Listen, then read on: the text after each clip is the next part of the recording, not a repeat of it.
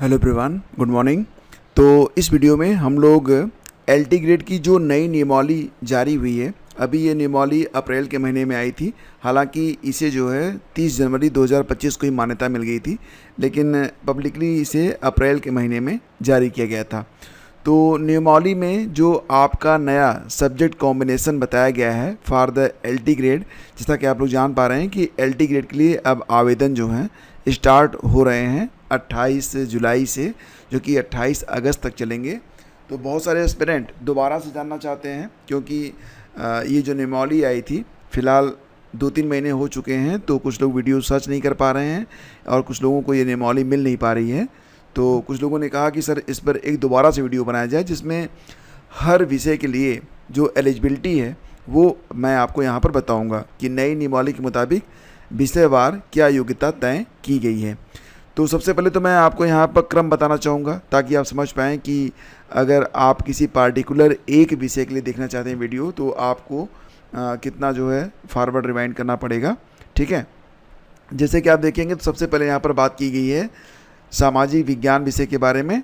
ठीक है, सामाजिक विज्ञान के बाद यहाँ पर देखेंगे तो फिर अंग्रेजी विषय के लिए, नेक्स्ट आपका है गणित विषय के लिए, चौथा विषय आपका होगा विज्ञान विषय साइंस, नेक्स्ट आपका होगा जीव विज्ञान, फिर हम बात करेंगे हिंदी के बारे में, फिर बात करेंगे संस्कृत के बारे में, फिर बात करेंगे उर्दू के बारे में, नेक्स्ट फारसी होगा, फिर अरबी होगा, फिर देखिए वो यहाँ पर ना पाली, गुजराती, पंजाबी, बंगला, मराठी, असमिया, उड़िया, कन्नड़, कश्मीरी, सिंधी, तमिल, तेलुगु, मलयालम और नेपाली के बारे में क्रम संख्या 11 पर बात की गई है।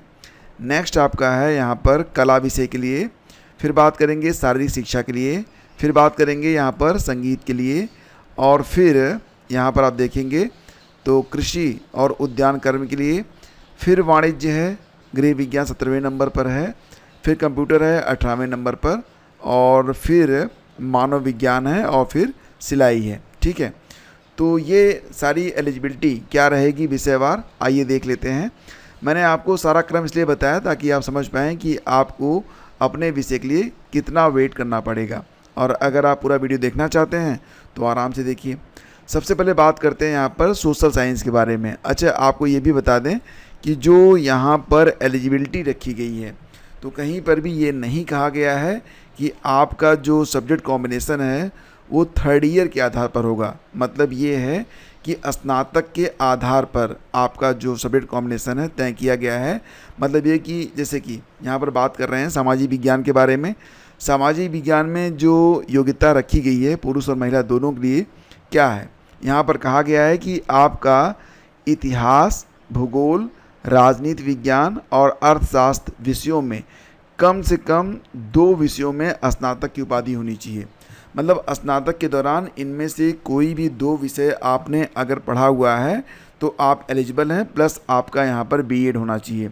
देखो, सीटेट के बारे में कोई बात नहीं की गई है, यूपीटेट के बारे में कोई बात नहीं की गई है, तो दिमाग में मत रखिएगा कि सीटेट या यूपीटेट का पेपर 2 मांगेगा, पेपर 1 मांगेगा, ऐसा कुछ भी नहीं। दूसरी बात ये कि डीएलएड वाले, बीटीसी वाले इस भर्ती में आवेदन नहीं कर पाएंगे। तो 2 बातें बिल्कुल क्लियर हो गई। ठीक है, अब यहाँ पर सामाजिक विज्ञान के बारे में मैंने आप लोगों को बताया कि ये जो 4 विषय हैं, अगर आप केबीएस वगैरह का देखेंगे, DSSS का देखेंगे नोटिफिकेशन, तो उसमें कहा जाता है कि इतिहास या भूगोल में से कोई एक जो है ज़रूर होना चाहिए, कंपलसरी सब्जेक्ट रखा गया है। बाकी जो 3 बचते हैं उनमें से कोई भी एक विषय हो तो आपका सब्जेक्ट का जो कॉम्बिनेशन है वो बनेगा। लेकिन यहाँ यूपी एलटी ग्रेड में ऐसी कोई भी बाध्यता नहीं है, और ना ही यूपी टीजीटी में कोई बाध्यता है।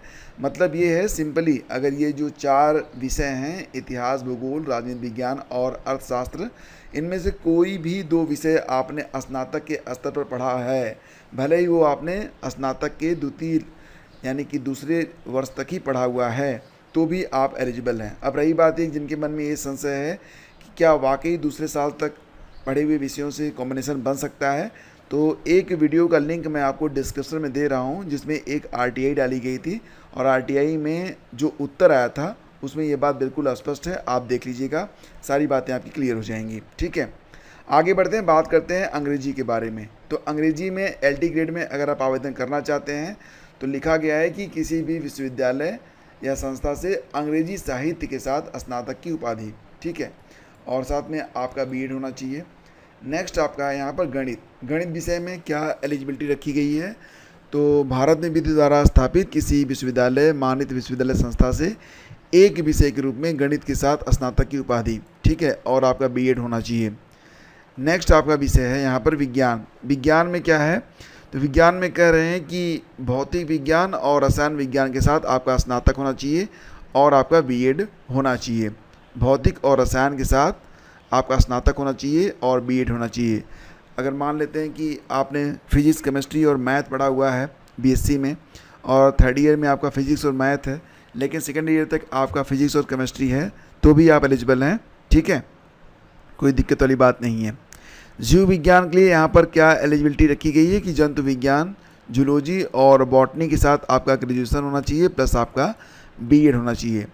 हिंदी के लिए एलिजिबिलिटी, ये थोड़ा सा कंफ्यूजिंग रहता है लोगों के लिए, लेकिन यहाँ पर क्लियर मैं आपको बताना चाहूँगा कि कह रहे हैं कि एक विषय के रूप में हिंदी स्नातक, ठीक है, एक विषय के रूप में हिंदी स्नातक होना चाहिए और एक विषय के रूप में संस्कृत के साथ इंटरमीडिएट, समझ गए आप, यानी कि आपका बीए में एक विषय हिंदी होना चाहिए और इंटर में अगर आपने संस्कृत पढ़ा हुआ है तो आप एलिजिबल हैं, या अथवा करके कह रहे हैं, या उत्तर प्रदेश शिक्षा परिषद से उत्तर मध्यमा परीक्षा उत्तीर्ण हो।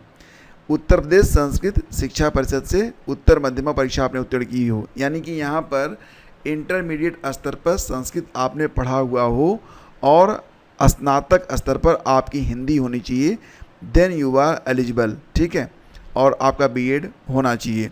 अब यहाँ पर इक्विवेलेंट बना दिया गया है कि एक विषय के रूप में संस्कृत के साथ इंटरमीडिएट, अगर ऐसा नहीं है, या फिर आपने उत्तर प्रदेश संस्कृत शिक्षा परिषद से उत्तर मध्यमा परीक्षा उत्तीर्ण की है, तो भी आप एलिजिबल हैं। लेकिन सिंपल बात यह है कि स्नातक में आपका हिंदी होना चाहिए और इंटर में आपका संस्कृत होना चाहिए, या फिर इंटर में कोई समकक्ष योग्यता के साथ आपका संस्कृत होना चाहिए, ठीक है।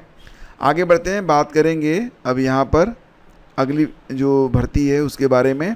संस्कृत विषय के लिए यहाँ पर बात की जा रही है। तो देखो, भारत में विधि द्वारा स्थापित किसी विश्वविद्यालय संस्था से एक विषय के रूप में संस्कृत के साथ स्नातक की उपाधि, तो बस एक लाइन लिखा गया है कि आपने स्नातक में संस्कृत पढ़ा हुआ हो और बीएड किया हुआ हो तो आप संस्कृत के लिए आवेदन कर सकते हैं, समझ गए आप। नेक्स्ट आपका है यहाँ पर उर्दू विषय। तो उर्दू के लिए भी वही है कि उर्दू के साथ स्नातक होना चाहिए और आपका बीएड होना चाहिए। फ़ारसी, अरबी और ये जो विषय हैं बहुत कम एस्पिरेंट होंगे तो इनको रहने देते हैं। हाँ, अगर आप रियली जानना चाहते हैं तो आप नोटिफिकेशन देख लेना, नोटिफिकेशन आपको टेलीग्राम चैनल पर मिल जाएगा। डायरेक्ट डाउनलोड का, यानी कि जो जी ड्राइव होता है, गूगल ड्राइव, उसका लिंक भी डिस्क्रिप्शन में मैं आपको दे रहा हूँ, वहाँ से जाकर भी आप इसे डाउनलोड कर लीजिएगा। फिर आगे बढ़ते हैं, बात करेंगे कला विषय के लिए। कला विषय के लिए जो एलिजिबिलिटी है क्या है, पहले एलिजिबिलिटी ये थी कि भारत में किसी मान्यता प्राप्त विश्वविद्यालय से कला अथवा ललित कला विषय के साथ स्नातक की उपाधि, और भारत में किसी मान्यता प्राप्त विश्वविद्यालय से शिक्षा स्नातक अथवा समकक्ष उपाधि। ये जो एलिजिबिलिटी थी ये एलटी ग्रेड के लिए पहले थी, लेकिन नई जो एलिजिबिलिटी तय की गई है, आइए देखते हैं। यहाँ पर देखेंगे तो पहले कहा जा रहा है कि कला विषय के लिए, पुरुष महिला दोनों के लिए है, कि भारत में विधि द्वारा स्थापित किसी विश्वविद्यालय, मान्यता विश्वविद्यालय संस्था से एक विषय के रूप में कला के साथ स्नातक की उपाधि, ठीक है, यानी कि आपका स्नातक में एक विषय कला होना चाहिए, और भारत में एनसीटीई द्वारा मान्यता प्राप्त किसी कोर्स में शिक्षा स्नातक बीएड, समझ गए आप, मतलब स्नातक में आपका कला होना चाहिए और बीएड आपका होना चाहिए, तो आप एलिजिबल हैं। दूसरी शर्त यहाँ पर ये रखी गई है कि आपका जो है ललित कला, यानी कि BFA, bachelor of fine art में स्नातक होना चाहिए, और आपका यहाँ पर भारत में विधि द्वारा स्थापित किसी विश्वविद्यालय, मान्यता विश्वविद्यालय संस्था से अधिमानी के रूप में।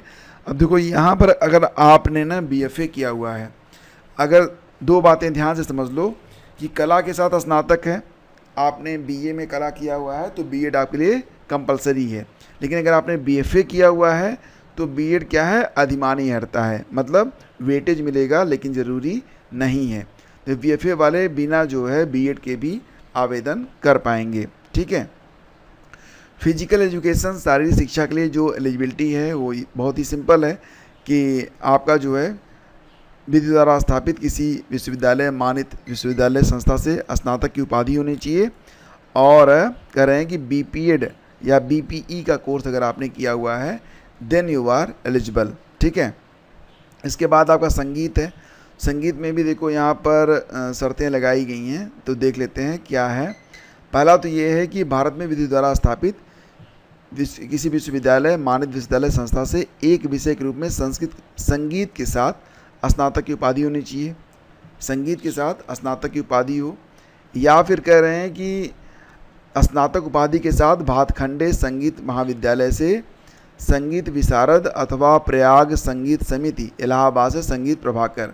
मतलब स्नातक में आपने या तो संगीत पढ़ा हो, या फिर आपने स्नातक करने के बाद या उसके साथ भातखंडे संगीत महाविद्यालय से संगीत विशारद की उपाधि, या फिर प्रयाग संगीत समिति इलाहाबाद से संगीत प्रभाकर की उपाधि आपके पास हो, तो आप यहाँ पर एलिजिबल हैं। हाँ, रही बात ये कि B.Ed यहाँ पर भी आपसे मांगा गया है। नेक्स्ट आपका है यहाँ पर कृषि और उद्यान कर्म के लिए क्या एलिजिबिलिटी तय की गई है। तो बहुत ही सिंपल है, कृषि या उद्यान कर्म में स्नातक होना चाहिए प्लस आपका B.Ed होना चाहिए। ठीक है। नेक्स्ट आपका है वाणिज्य। वाणिज्य में वही है, वाणिज्य में स्नातक और B.Ed। गृह विज्ञान में क्या है, गृह विज्ञान में स्नातक की उपाधि और B.Ed आपका होना चाहिए। ठीक है, B.Ed आपका होना चाहिए। कंप्यूटर में यहाँ पर देखेंगे तो मैंने आपको बताया कि कंप्यूटर के लिए अगर आप शिक्षक बनना चाहते हैं तो BE BTech होना चाहिए कंप्यूटर विज्ञान में, या फिर कंप्यूटर विज्ञान में स्नातक हूँ, या फिर कंप्यूटर एप्लीकेशन में स्नातक हूँ, या फिर A लेवल किया हो आपने नीलेट से A लेवल किया हो, या फिर BTech या कंप्यूटर विज्ञान में स्नातक और MCA किया हो आपने। B.Ed यहाँ पर अधिमानी है, यानी कि बिना B.Ed के भी आप यहाँ पर आवेदन कर पाएंगे। मानव विज्ञान में क्या है कि मानव विज्ञान में स्नातक और आपसे B.Ed मांगा गया है।